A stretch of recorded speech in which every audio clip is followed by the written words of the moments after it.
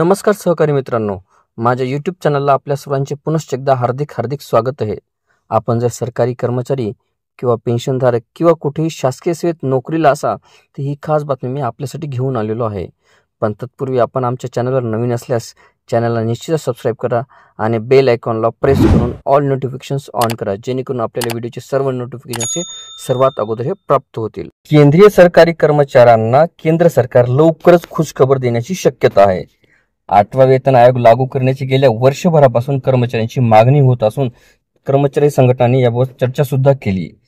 8वा वेतन आयोग लागू झाला तर पेन्शनधारकांना याचा मोठा लाभ मिळणार आहे, मात्र याबाबत अद्याप कोणतीही पुष्टी झालेली नाही।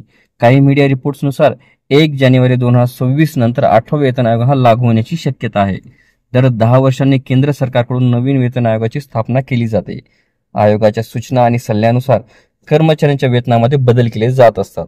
7वा वेतन आयोग 10 वर्षापूर्वी म्हणजेच 1 जानेवारी 2016 मध्ये लागू करण्यात आला होता।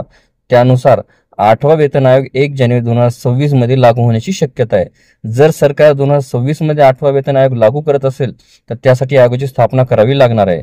सरकारी कर्मचारी संघटनेने फिटमेंट फॅक्टर 3.68 पर्यंत वाढवण्याची विशेष मागणी केली होती, मात्र सरकारने ती वाढवून 2.57 करण्याचा निर्णय घेतला होता। फिटमेंट फॅक्टरमध्ये पगार आणि पेन्शनची गणना केली जात असते।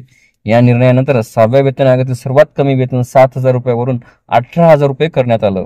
त्याचप्रमाणे सर्वात कमी पेन्शन 3,500 रुपयावरून 9,000 रुपये ती करण्यात आली। सर्वाधिक वेतन 2,50,000 रुपये आणि सर्वोच्च निवृत्ती वेतन 1,25,000 रुपयापर्यंत वाढवण्यात आलं होतं। फायनान्शियल एक्सप्रेस मध्ये दिलेल्या बातमीनुसार 8व्या वेतन आयोगात कर्मचाऱ्यांचे पगार वाढवण्यासाठी फिटमेंट फॅक्टर 1.92 वर ठेवला जाऊ शकतो। सरकारने असा निर्णय घेतला तर किमान वेतन 34,560 रुपयापर्यंत वाढेल। तसेच सेवानिवृत्त झालेल्या कर्मचाऱ्यांना सुद्धा पूर्वीपेक्षा जास्त पेन्शन मिळणार आहे, जी 17,280 रुपयापर्यंत वाढू शकते। फिटमेंट फॅक्टरची पद्धत सरकारी कर्मचाऱ्यांचे पगार आणि पेन्शन मोजण्यासाठी वापरली जाते। सोप्या शब्दात सांगायचं झालं तर ही एक अशी संख्या आहे ज्याने गुणाकार केल्यास कर्मचाऱ्यांचा मूळ पगार वाढतो, त्याचप्रमाणे त्यांचा एकूण पगारही ठरलेला असतो। नवीन वेतन आयोग तयार झाल्यानंतर या फॅक्टरमध्ये बदल होतो। या बदलांमुळे कर्मचाऱ्यांचे मूळ वेतन वाढून त्यांची इतरही भत्त्यामध्ये वाढ होत असते। आपल्याला व्हिडिओ आवडले असल्यास चॅनलला नक्कीच लाईक, शेअर आणि कॉमेंट्स करायला विसरू नका।